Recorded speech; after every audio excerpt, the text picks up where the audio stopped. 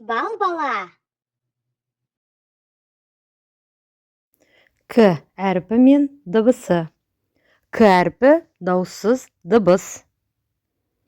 Балалар, бізбен бірге К әрпінің жазылуын үйреніңіздер.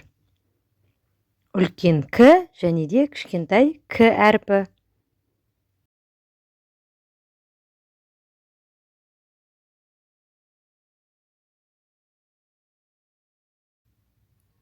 К әрпінен басталатын сөздер: кесе, кеме, күріш, көмір, көгершін, кесіртке,